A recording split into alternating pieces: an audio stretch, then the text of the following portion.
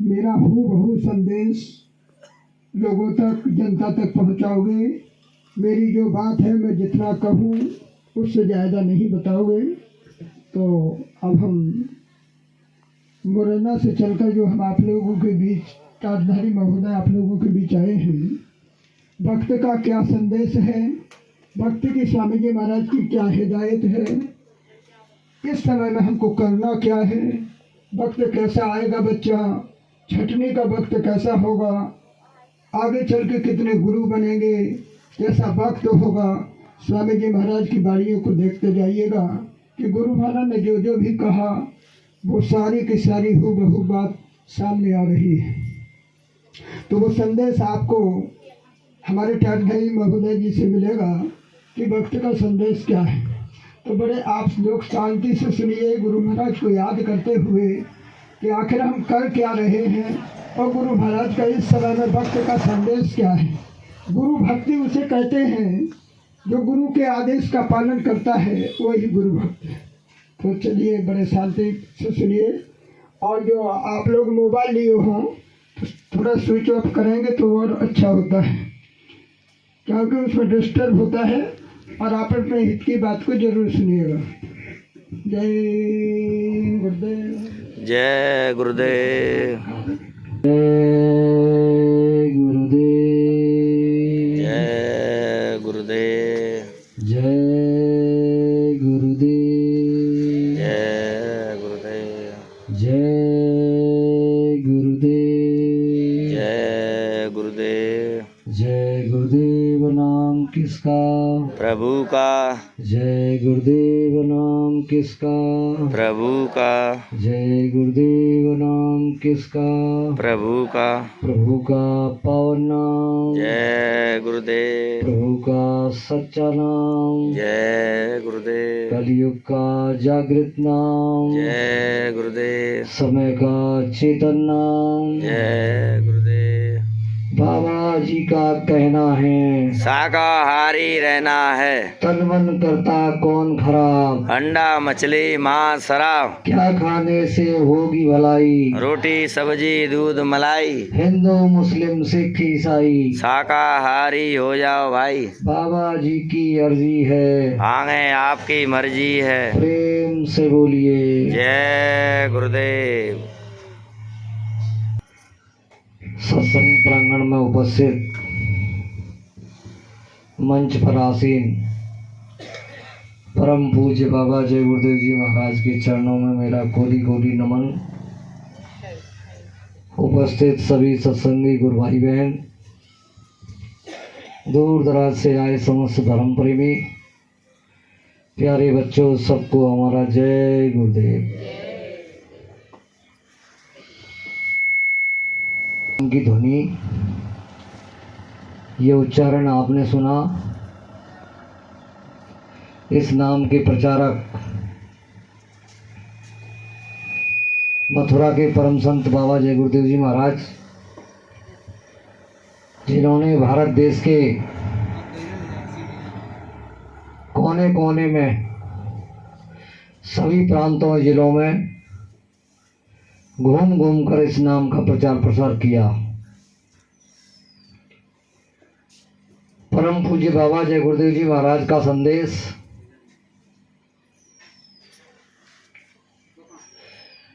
जो हमने सुना समझा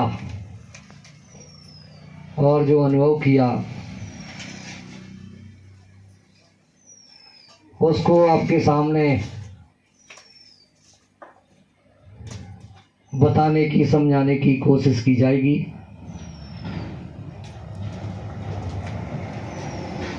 बाबा जय गुरुदेव जी महाराज अपने संदेश में सर्वप्रथम मेरे पास आने वाला बच्चा पहले अपना खेती, दुकान, दफ्तर, मजदूरी, नौकरी ईमानदारी मेहनत से करे। कैसे करे? ईमानदारी मेहनत से। इन दोनों में से अगर किसी एक चीज की कमी हो जाती है तो फिर सफलता मिलना बहुत मुश्किल है। पैसा इकट्ठा किया जा सकता है, लेकिन बात सफलता की है, महापुरुषों के बताए हुए रास्ते की है। जहां ईमानदारी से काम किया जाता है वहां बरकत आती है,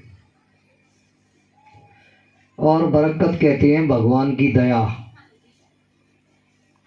और ये दया बिना गुरु के बिल्कुल संभव नहीं है। जब तक गुरु की दया भक्तों पर नहीं होती है, तब तक भगवान की दया भी भक्तों पर नहीं होती है। और गुरु को ही ठीक तरीके से अगर हमने नहीं समझा, तो फिर अध्यात्म को क्या समझेंगे। दूसरी बात यह है कि अपने कामकाज से जो सुबह से शाम तक समय दिया, बाबा जय गुरुदेव जी महाराज ने तो यहां तक कह दिया कि तुम 23 घंटे इस लौकिक जगत के लिए, इसको प्राप्त करने के लिए 23 घंटे मेहनत करो, मेरी तरफ से कोई मनाही नहीं। शाम को जब घर लौटो, बाल बच्चों की देखभाल और माँ बाप की सेवा, ये बहुत जरूरी है। अगर माँ बाप की सेवा नहीं की तो फिर उनका आशीर्वाद हृदय से आपको नहीं मिल सकता। और हृदय से माँ बाप का आशीर्वाद मिल जाता है तो गोस्वामी महाराज कह रहे हैं कि मात पिता गुरु प्रभु की वाणी और बिनय विचार करिए सब जानी। फिर भी भाई बहनों, समय बहुत खराब है। उस खराब समय का अनुभव बाबा जय गुरुदेव जी महाराज ने किया, इसलिए कह रहे हैं कि बाल बच्चों की देखभाल। समय नाजुक मोड़ पर खड़ा हुआ है। बाबा जी कहते थे कि मेरे पास तरह तरह की शिकायत लेकर के लोग आते हैं, और गुरु महाराज उसका रास्ता भी बताते थे। तो समय समय पर ये सब चीज़ें देखनी है, और उसके बाद जो मूल काम है वो गुरु महाराज ने कहा कि शाम को जब घर लौटो, बाल बच्चों की देखभाल, माँ बाप की सेवा, आए गए का यथाशक्ति सत्कार। सत्कार में भी अगर गड़बड़ी कर दी तो फिर साधन भजन का बनना बड़ा मुश्किल हो जाता है। घर में व्यवस्था है नमक रोटी की, और आपने अगल बगल से लेकर खीर पूड़ी की व्यवस्था कर दी, और समय दे दिया कि देखो मेरे घर में मेहमान आ गए हैं, उनकी मुझे व्यवस्था करनी है, आज मेरे पास नहीं है, कल मैं आपको दे दूंगा, या 2 दिन में दे दूंगा, 4 दिन में दे दूंगा, आज हाल फिलहाल की व्यवस्था करनी है, तो उसके लिए मुझे धन की आवश्यकता है। अगल बगल से धन ले लिया और वो खर्च हो गया व्यवस्था में। उसके बाद देने की व्यवस्था नहीं बनी, तो जैसे ही आप लोग साधना पर बैठोगे तो क्या चीज याद आएगी? वो जो धन लिया था वो धन याद आएगा कि वो धन देना है, धन देना है, तो फिर साधन वजन हो जाएगा। इसलिए बाबा जी कह रहे हैं यथाशक्ति व्यवस्था, जैसी तुम्हारे पास है वैसी व्यवस्था करना चाहिए। और लोक रीति में संत मत के लोग फंस जाते हैं, तो फिर निश्चित रूप से ये तय है कि साधन भजन का होना बड़ा मुश्किल है। ये मन का विषय है, और मन चला गया तो न फिर आपका सुमिरन होगा, न ध्यान होगा, और न भजन होगा।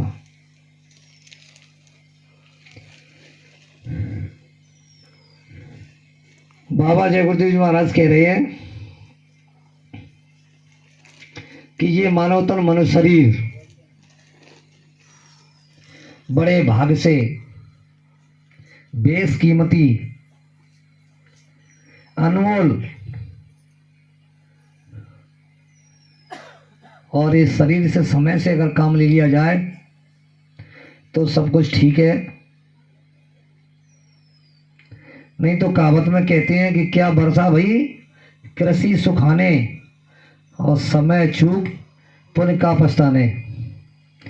आछे दिन पाछे गए और गुरसों किया न हेत और फिर पछताए होत क्या जब चिड़िया चुंग गई खेत। प्रेमी भाई बहनों, ये जो समय है इस समय का भी सदुपयोग किया जा सकता है। अगर आपने गुरु महाराज की बात को सामने रख लिया तो, और गुरु महाराज की बात है कि कानों से सुनो और आंखों से देखो, फिर बुद्धि से विचार करो, तब निर्णय लो, अंधे और बहरे मत बनो।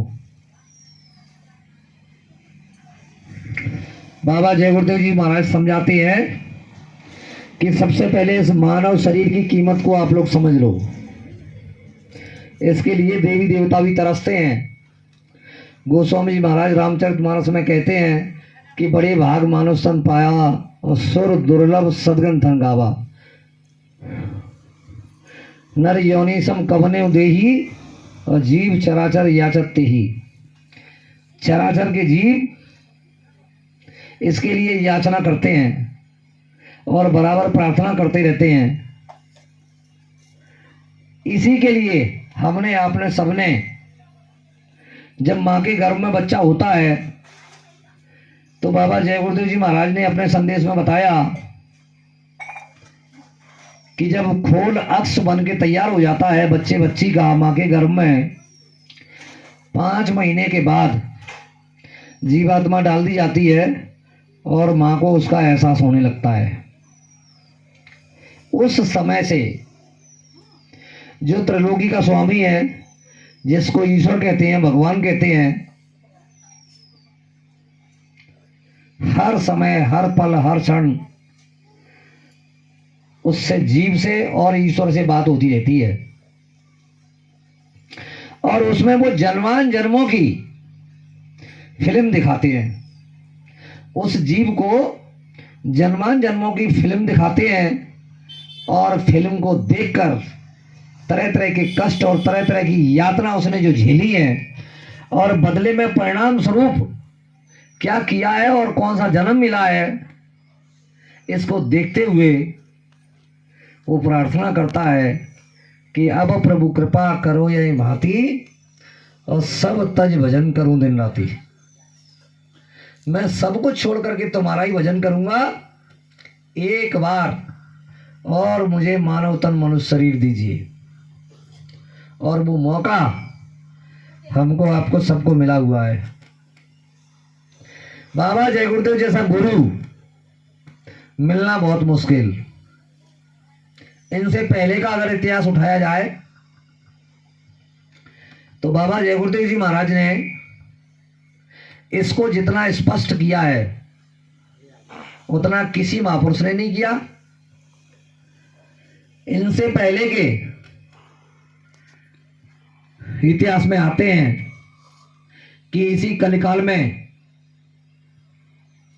जब संत सतगुरु का इस काल माया के देश में आना हुआ तो 700 वर्ष पहले सर्वप्रथम कबीर साहब को इधर भेजा गया।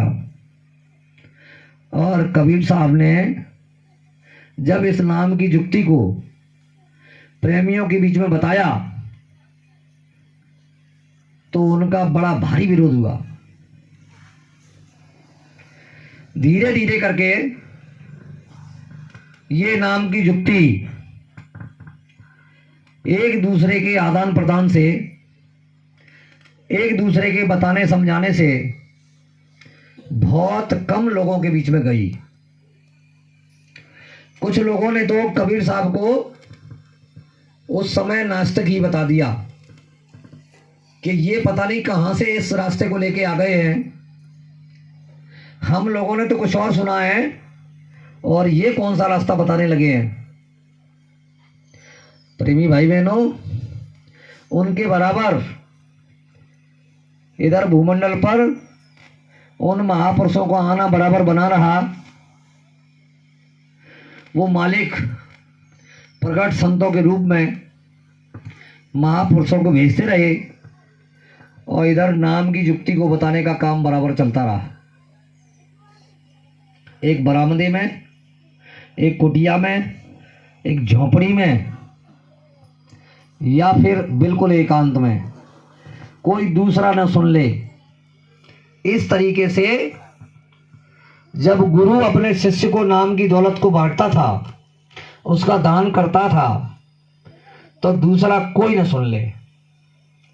इस तरह का नियम कहिए, शिष्टाचार कहिए,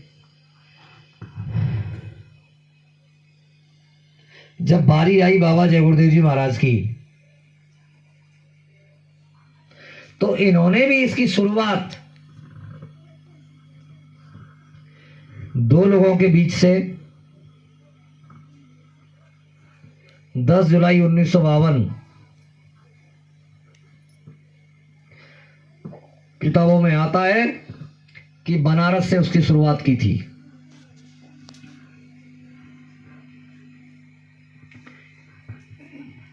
बाबा जी बता रहे हैं कि इस काम के लिए मैं अपने गुरु महाराज से बराबर मना करता रहा। फिर गुरु ने जब ये कहा कि मुझे ये पता होता कि मेरे आदेश का पालन नहीं होगा तो मैं ये जिम्मेदारी किसी और को ही सौंप देता। तब बाबा जय गुरुदेव जी महाराज ने आदेश की बात आ गई तो ये बीणा उठाया और उसकी शुरुआत करी। धीरे धीरे धीरे धीरे धीरे धीरे काफी समय लगा और 2 वर्ष का तो इतिहास ये बताता है कि इनका भी बड़ा भारी विरोध हुआ। इन्होंने अपने गुरु से अंतर में निवेदन किया, प्रार्थना किया कि हुजूर ये काम बहुत कठिन है और तमाम तरह की आलोचना, बुराइयां इस काम के अंतर्गत मिलती हैं और ये इस काम के लिए मेरे बस की बात नहीं है।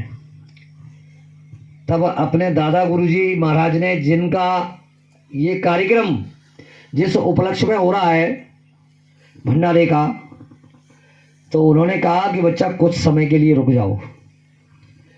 तो स्वामी जी महाराज रुक गए। फिर आदेश मिला, तब शुरुआत की। तो फिर कहा उन्होंने कि आगे इतनी भीड़ आएगी कि इसका संभालना बहुत मुश्किल हो जाएगा। और वही दृश्य आप सब लोगों को देखने को मिला। जो लोग गुरु महाराज से मथुरा में नामदान लिए हैं या अपने अपने ज़िले में, अपने अपने प्रदेश में नामदान लेने का सौभाग्य प्राप्त हुआ है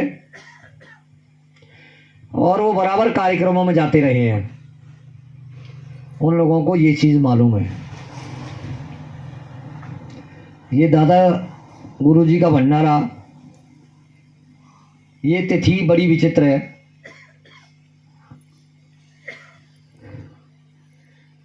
स्वामी जी महाराज के इस धराधाम पर अवतरित होने की जो तिथि है वो भी अगहन सुदी दशमी है। और बताते हैं कि जब दादा गुरुजी महाराज ने शरीर छोड़ा तो वो तिथि भी अगहन सुदी दशमी ही है। शायद बहुत से प्रेमियों को इस बात का पता ना हो। इस पावन तिथि को गुरु महाराज बड़े धूमधाम से मनाया करते थे और आपके यहाँ तो सर्दी कुछ नहीं है। ये जब अवसर आता था तो हम लोगों के समय में शुरुआती दौर में 11-11 दिन के कार्यक्रम होते थे। फिर कुछ वर्षों के बाद स्वामी जी महाराज ने 11 दिन से 9 दिन किया और 9 दिन से 7 दिन किया, 7 दिन से 5 दिन किया। इस तरीके से वो दिन कम कर दिए और इतनी भीषण सर्दी पड़ती थी। लेकिन देखिए गुरु महाराज की दया कि जितना टेंटों में रजाई ओढ़ करके लोग सोते थे उनको उतनी सर्दी लगती थी। और अपने कुछ गुरु भाई बहन ऐसे भी थे जिनके पास ठीक तरीके से व्यवस्था नहीं थी और टेंट नहीं ले सकते थे, क्योंकि टेंट का भाड़ा देना होता था। जो प्रेमी जहां से जाते थे तो टेंट का भाड़ा देते थे। फिर जिम्मेदार लोग, ऊपर से जिम्मेदार लोग परेशान करते थे, अरे कि भाई टेंट का भाड़ा जमा करना है, तो टेंट का भाड़ा। अब नए लोगों को जब साथ लेकर के जाते थे तो पहली बात टेंट के भाड़े को लेकर परेशान, फिर भंडारे की सेवा को लेकर परेशान, फिर और तमाम तरह की सेवाएं आश्रम पर हुआ करती थी। इस बात को लेकर मैंने गुरु महाराज से निवेदन किया। मैंने कहा हुजूर, हमारे यहां से लोग आते हैं और ये सेवाओं को सुनकर के भागने लग जाते हैं, इसके लिए क्या किया जाए? तो स्वामी जी महाराज ने एक मंत्र दिया था कि कार्यक्रम के समय पर तुम किसी से एक पैसे नहीं मांगना, तुम अपने जिले में व्यवस्था करो, जिसकी जैसी स्थिति है वो अपनी स्थिति के हिसाब से घर परिवार में जितने सदस्य हैं वो सदस्य संकल्प लें, चवन्नी का, अठन्नी का और रुपए का। स्वामी जी महाराज ने बताया कि चवन्नी, अठन्नी और रुपए। तो मैंने कहा हुजूर, चवन्नी अठन्नी रुपए से ये न तो भंडारा चल पाएगा और ना कोई सेवा हम लोग दे पाएंगे। कि बच्चा इसको ठीक तरीके से समझो, तो मैं किसी से भी मांगने की आवश्यकता नहीं होगी अगर ये कर लिया तो। घर में कितने सदस्य हो तुम? मैंने कहा हमें 5। तो कितना दे सकते हो? मैंने कहा हुजूर, चवन्नी दे देंगे।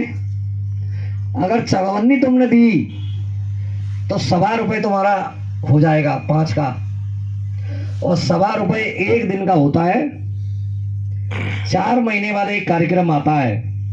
किसी के घर में 10 सदस्य हैं, किसी के में 8 हैं, किसी के में 3 हैं, और इस तरीके से सभी प्रेमी चवन्नी, अठन्नी और रुपए का अगर संकल्प ले लिया तो तुम्हारे पास इतनी सेवा इकट्ठी हो जाएगी कि तुम्हें किसी से मांगने की आवश्यकता नहीं पड़ेगी। और प्रेमी भाई बहनों, वही हुआ। थोड़ी मेहनत तो करनी पड़ी संगतों में जा करके। फिर उसके बाद नए प्रेमियों से हम ये कहते थे कि चलो, हमारे गुरु महाराज ने तुम्हें निमंत्रण दिया है कार्यक्रम का और उसमें तुम्हें पहुंचना है और हम लोग तुम्हारी सारी व्यवस्थाएं करेंगे। किसी को कोई कपड़ा भी ले जाने की आवश्यकता नहीं है, बस अपना किराया भाड़ा दे करके आ जाओ। खाने पीने रहने की सब व्यवस्था हम लोग करेंगे। और सब व्यवस्था करते थे, ना भंडारे में किसी से मांगने की जरूरत। और नए लोग इसी चीज को देखकर और तुरंत उनका मन बदल जाता है। अरे बोले, यहाँ तो पैसे की बात है, पैसे की बात है। आपने सुना होगा कि बाबा जी के दर्शन के लिए 500 रुपए का नियम निकला था कि 500 रुपए जो सेवा देगा वो कुटिया में अंदर जाकर रूबरू आमने सामने मिलेगा। था ना? है इसमें पुराने प्रेमी? मालूम है ना? किस किस को मालूम है कुछ लोग इनको मालूम है। प्रेमी भाई बहनों, मेरे मन में भी ये आया कि हुजूर, ये बात तो बिल्कुल ठीक नहीं है। किसी के पास नहीं होंगे तो आप आमने सामने नहीं मिलेंगे, और जिसके पास 500 देने को हैं, जो पैसे वाले लोग हैं, वो आपसे बहुत मिलेंगे कि चलो 500 ही तो लग रहे हैं, 500 देते हैं और गुरु महाराज से मिलते हैं, बात करते हैं। लेकिन जब इस बात के गूढ़ रहस्य की तरफ हम लोग निकले तो स्वामी जी महाराज ने उसका प्रमाण दिया कि आश्रम पर जो जिम्मेदार लोग रहते थे वो अपने यार दोस्तों को, अपने नातेदार रिश्तेदारों को स्वामी जी को 1 मिनट की फुर्सत नहीं मिलने देते थे। गुरु महाराज बड़े परेशान कि मेरे बच्चे दूर दूर से किराया खर्च करके हजारों में आते हैं और मुझसे मिल नहीं पाते हैं, और ये लोग घेरे रहते हैं। जब स्वामी जी की गाड़ी बाहर निकलेगी तब लोग लाइन में दर्शन करना, जिम्मेदार लोगों का ये कहना था। हुआ ये कि बाबा जय गुरुदेव जी महाराज ने खिड़की का और ये अंदर मिलने का 500 रुपए का नियम इसलिए निकाला था कि आश्रम पर रहने वाले लोग मुझे परेशान नहीं करेंगे। और रही बात बिना पैसे के मिलने की, तो मैं आपको प्रत्यक्ष एक प्रमाण देता हूं जो मेरी आंखों के सामने का है, मेरे खुद का और एक गुरु बहन का। उत्तर प्रदेश की एक गुरु बहन थी और उनके पास 500 रुपए नहीं थे, तो गेट कीपर कौन था उस समय? ये हमारे नरेंद्र भाई हैं, इनको मालूम है, और सतीश शुक्ला। और सतीश शुक्ला ने कहा कि बहन जी 500 रुपए हैं? कि भैया मेरे पास 500 रुपए नहीं है। और वो लोग हटो हटो हटो हटो, वो खिड़की से दर्शन करना, कि मेरी कुछ जरूरी बात है और वो खिड़की से नहीं हो सकती, मैं गुरु महाराज से बात करना चाहती हूँ। बोले कुछ भी हो, नियम 500 रुपए का है। यानी सुनना समझना कुछ नहीं, किसी की भी बात को, नियम 500 रुपए का है। इतने में क्या हुआ कि मेरा पहुंचना हुआ, और जैसे ही स्वामी जी महाराज की गाड़ी निकलती थी कुटिया से बाहर, किवाड़ के बगल उधर कोने में बहन जी रो रही थी, और खूब रो रही थी चिल्ला चिल्ला करके। अब जैसे ही रोने की आवाज सुनी तो स्वामी जी महाराज से मिलने की तो जो आस्था थी ना, वो तो खत्म हो गई। इनको क्या परेशानी है, गुरु महाराज के होते हुए ये क्यों रो रही हैं? मैंने उनसे जाकर के पूछा कि बहन जी क्या बात है, क्या तकलीफ है तुम्हें, क्यों रो रही हैं? तो 2-3 बार पूछने के बाद तीसरी बार उन्होंने जवाब दिया कि मैं गुरु महाराज से मिलना चाहती हूँ। तो कि गुरु महाराज अंदर है, सबसे मिल रहे हैं, फिर आपको क्या दिक्कत हो रही है? कि मेरे पास 500 रुपए नहीं है। 500 रुपए नहीं है, 500 रुपए नहीं है और गुरु महाराज से मिलना है। हमको भी थोड़ा सा विचार करना पड़ा कि नियम तो नियम होता है, आदेश तो आदेश है, लेकिन तुम्हारी बात क्या है ये बता सकती हो? कोई भौतिक जगत की बात है, कोई परेशानी, कोई दिक्कत? कि नहीं, मेरे को कोई दिक्कत परेशानी नहीं है और कोई ऐसी बात नहीं है, मैं स्वामी जी महाराज से अपने साधन भजन से संबंधित बात करना चाहती हूँ। अच्छा ये बात है। तब तो हमने वहीं खड़े होकर के गुरु महाराज से निवेदन किया कि हुजूर, जिसके पास 500 रुपए नहीं होंगे तो आप मिलोगे नहीं, और जिसे साधन भजन की बात करनी है तो फिर उसके लिए क्या करोगे? ये जिम्मेदार लोग अंदर जाने नहीं देंगे। मैं इधर बाहर खड़े खड़े बोल रहा था, इतने में क्या आदेश आया स्वामी जी महाराज का कि बच्चा मेरी गाड़ी फटाफट तैयार करो और मुझे घूमने जाना है। तुरंत 500 रुपए वाला सिस्टम बंद हो गया, गेट बंद, और सामने वाला गेट खुला, जहां से अभी भी आप लोग जाते हो तो दर्शन करते हो ना कुटिया में, वो गेट खुला। स्वामी जी महाराज की साइकिल आई और साइकिल पर बिठाला गाड़ी तक, फिर गाड़ी में अंदर किया, और जैसे ही अंदर करने के बाद स्वामी जी महाराज बैठ गए और सतीश शुक्ला से कहा कि इस बच्चे को बुला कर लाओ। मेरे लिए आदेश हुआ कि इस बच्चे को बुला कर लाओ। सतीश शुक्ला मेरे पास आया कि भाई साहब वो स्वामी जी बुला रहे हैं। मैंने की आफत आ गई, पता नहीं कौन सी गलती हमने कर दी, क्या परिणाम निकलेगा। डरते डरते स्वामी जी महाराज के पास तक गए और स्वामी जी बोले, बच्चा किसकी क्या समस्या है, कौन मिलना चाहता है, मुझसे मिलाओ। अब तो मैंने कहा, मैंने कि बहन जी आ गया आपका नंबर, चलिए। मैं उनको पकड़ के लेके गया। अब वो रो रही थी। मैंने कि अब गुरु महाराज के सामने रोना बंद करो, आपकी जो बात है, जिस बात के लिए आप स्वामी जी से मिलना चाहती थी, स्पेशल तुम्हारे लिए ये व्यवस्था हुई है। तो देखिए, मैं खड़ा था बगल में और मैंने सुना, तो उन्होंने कहा कि हुजूर, मेरे साधन भजन में अब रुकावट आ गई है और ऊपर की तरक्की नहीं हो पा रही है। मैं दूसरे स्थान तक चली जाती हूँ लेकिन उससे ऊपर नहीं जा पा रही हूँ। अब बताइए कितनी बड़ी बात है, ये कोई छोटी मोटी बात है?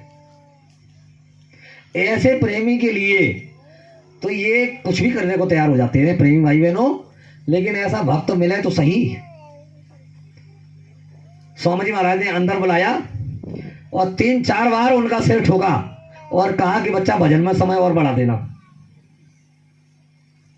बस इतने में खिड़की स्वामी जी महाराज की खुली हुई थी, उन्होंने लगवाई और मुझे तो केवल दर्शन करना था, दूसरी कोई बात ही नहीं थी। तो मेरा दर्शन तो सहज में ही हो गया।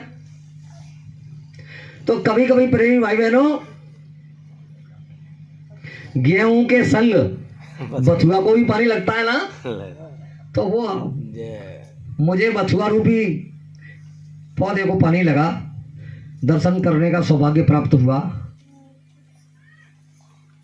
ये कुछ नियम कानून महापुरुष इसलिए निकालते रहते हैं कि हम लोगों के लिए किसी भी तरह का संदेश किसी के द्वारा, बात किसी और से हो रही है और सुन कोई और रहा है, तो उसका मतलब ये नहीं है कि वो केवल उसी के लिए बात हो रही है। कभी कभी ऐसा भी होता है कि कहते किसी और से हैं और सुनाते किसी और को हैं। तो प्रेमी भाई बहनों, ये तो परम दयालु है, इनकी दया का भंडार सदैव खुला रहा और हम लोगों ने इनको खूब लूटा। देखिए, मैं आप लोगों की बात नहीं करूंगा, अपनी ही बात करूंगा। मेरा स्वास्थ्य खराब हुआ, मैं जिद पकड़ गया कि मैं कोई दवाई नहीं लूंगा जब तक गुरु महाराज की दया नहीं होगी। चाहे मर जाना पसंद करूंगा लेकिन मैं दवाई नहीं लूंगा। छोटा कार्यक्रम था, छोटे मंच से हो रहा था अंदर, वहां जाकर के हम बैठ गए तो स्वामी जी महाराज आमने सामने कह रहे हैं कि देखो बच्चा, ये पंच भौतिक शरीर है और इनमें से कोई एक तत्व टूट गया तो फिर मुझे जिम्मेदार मत ठहराना। किसी को कोई तकलीफ हो जाती है तो दवा ले लिया करो, दवा के साथ दुआ काम करती है। प्रेमी भाई बहनों, मेरी तरह मैं मानता हूं कि आप लोगों में से बहुत लोग होंगे जो गुरु महाराज से किसी बीमारी के लिए, किसी घर गृहस्थी के काम के लिए, बाल बच्चे के लिए अपनी आरजू विनती प्रार्थना लेकर गुरु महाराज के पास गए होंगे और आपकी मनोकामना गुरु महाराज ने पूरी की होगी निश्चित रूप से। मेरे पास तो उसके हजारों प्रमाण है, मैं हजारों में गिना सकता हूं। कितने लोगों को हम साथ लेकर के गए और कितने लोगों की मतलब समस्याएं थी इस भौतिक जगत को लेकर के, और स्वामी जी महाराज ने उनकी मुरादों को पूरा किया। आम जनता के लिए 2002 से बराबर स्वामी जी महाराज ने यानी मंदिर में दया का भंडार खोल दिया कि मंदिर में शुद्ध शाकाहारी रहने का संकल्प लो, अंडे मछली मांस शराब को छोड़ो और कोई भी ऐसा नशा मत करो जिससे बुद्धि पागल हो जाती है, माँ बहन बेटी की पहचान खत्म हो जाती है। ऐसा संकल्प लेने पर बदले में आपकी एक मनोकामना पूरी होगी और ये हुआ है। तो मेरा कहने का मतलब ये है कि स्वामी जी महाराज हम लोगों के लिए क्या कुछ नहीं किया, उन्होंने कितनी मेहनत की। क्या जरूरत थी मतलब स्टार्ट को पहनाने की, क्या जरूरत थी आपको जैकेट पहनाने की? स्वामी जी महाराज ने कहा है शुरुआती दौर में खाने पीने का बंधन नहीं, पहनने ओढ़ने का बंधन नहीं, अच्छे से अच्छा खाओ, बढ़िया से बढ़िया पहनो, रह सकते हो तो बढ़िया से बढ़िया मकान में रहो, चल सकते हो तो एसी कारों में चलो, उड़ सकते हो तो हवाई जहाज में उड़ो। लेकिन मानव तन मनुष्य शरीर पाकर के साधन भजन तुमने नहीं किया, अपनी आत्मा के कल्याण के विषय में नहीं सोचा, तो फिर तुम्हारे हाथ कुछ भी लगने वाला नहीं है। इस भौतिक जगत को पाने के लिए, जिसको अर्थ कहते हैं रुपया पैसा, इसके बिना इस जगत में काम नहीं चलता है। लेकिन सुबह से शाम तक जिसकी जैसी मजदूरी है, किसी की 100 रुपये, किसी की 200 रुपये, किसी की 500 रुपये, जैसी जिसकी मेहनत है उसके हिसाब से, और उसे मजदूरी शाम को मिल जाती है। लेकिन प्रेम भाई बहनों, उस मजदूर को पूछो, चोटी का पसीना और तलवे तले निकल जाता है, तब उसकी मजदूरी उसको मिलती है। बहुत से पढ़े लिखे लोग हैं और वो पंखे में, कूलर में और एसीओ में बैठ करके हजारों रुपए कमाते हैं। लेकिन ये दुनिया का धन सारा का सारा एक समय आएगा तब यहीं की यहीं धरा रह जाएगा। महापुरुषों ने बताया है कि सुई की नोक भी हमारे आपके साथ जाने वाली नहीं है, और सुई की नोक भी हमारे साथ जाने वाली नहीं है। बाबा जय गुरुदेव जी महाराज जैसा गुरु मिलने के बाद, और अगर हमने इस मानव तन के द्वारा अपनी आत्मा के कल्याण का जतन नहीं किया तो फिर क्या होगा। यही एक मनुष्य शरीर है जिसके द्वारा कुछ हो सकता है।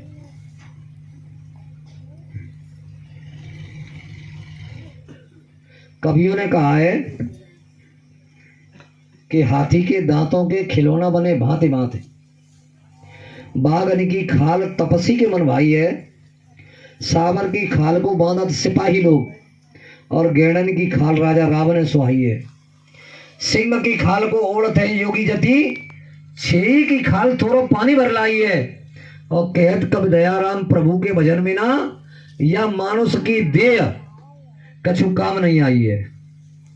प्रेमी भाई बहनों, और रुपए की कीमत जरूर है, क्योंकि इसके बिना काम नहीं चलता है इस भौतिक जगत में। लेकिन ये परमार्थी धन जिसको कहते हैं आत्म धन, और ये इकट्ठा नहीं किया तो अंत समय में आपके साथ कुछ भी जाने वाला नहीं है।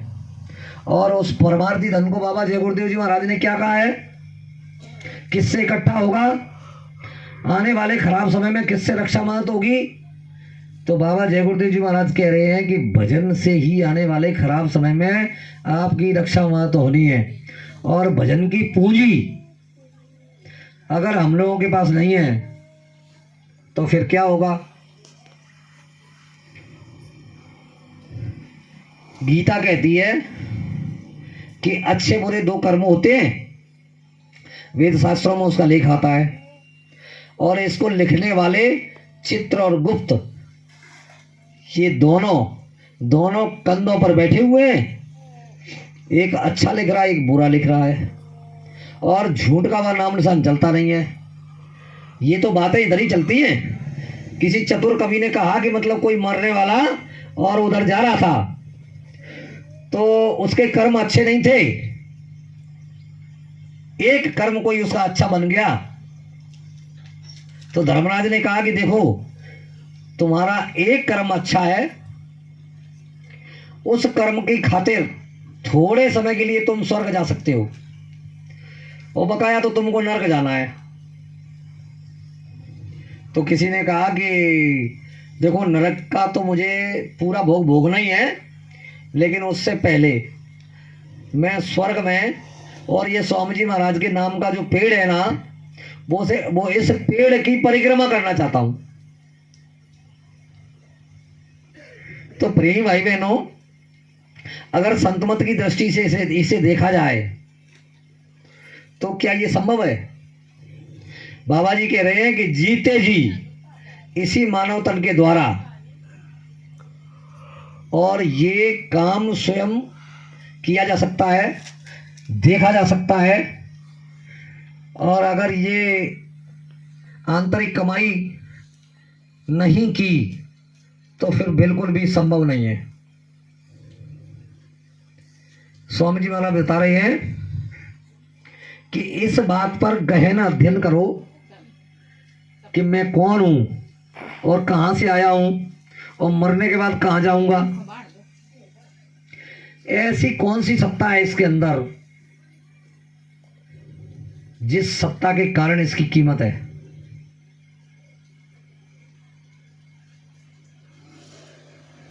मृत्यु के समय किसी भी आदमी की और जीवात्मा इस शरीर से निकल जाती है तो फिर इस शरीर की कितनी कीमत रह जाती है।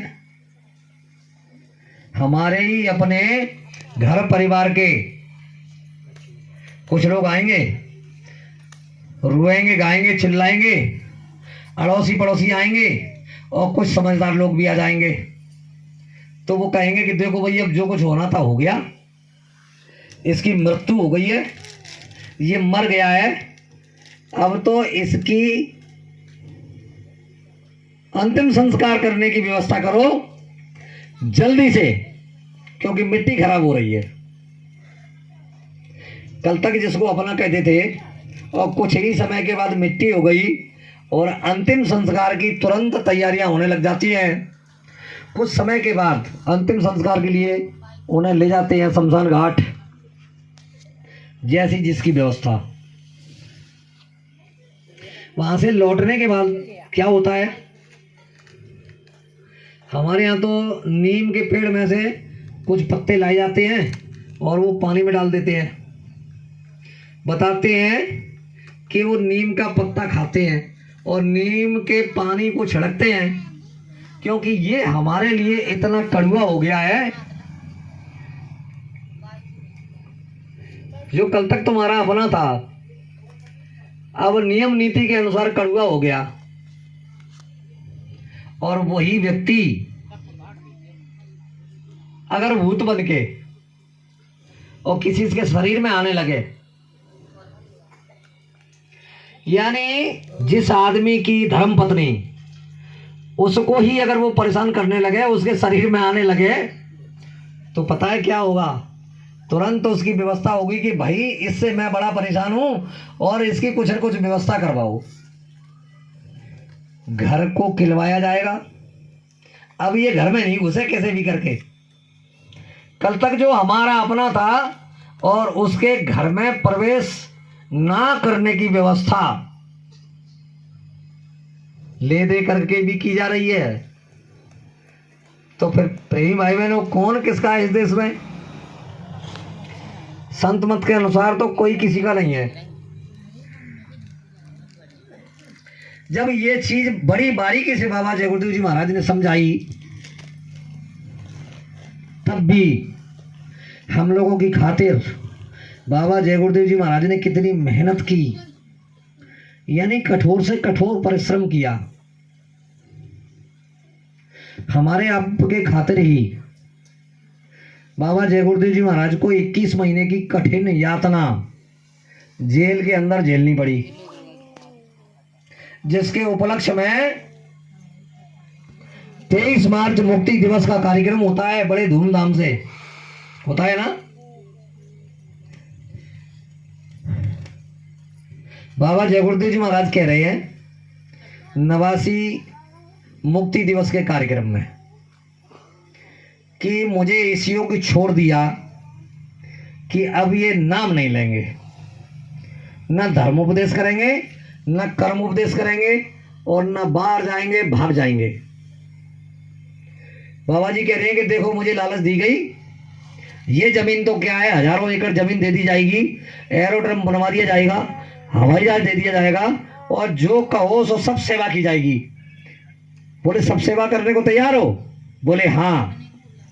तो एक काम करो, एक ट्रक मंगाओ, उसमें कुछ अनाज और रोटियां और कंबल और कुछ दवाइयां, चलो ला दो। और हरिद्वार में, नासिक में और ये मथुरा में लूले लंगड़े अंधे बहरे इनको मेरे सामने बांटो। तो जिम्मेदार लोग कह रहे हैं अरे कि बाबा जी ये नहीं हो सकता। तो देखो ये नहीं हो सकता तो ये भी नहीं हो सकता।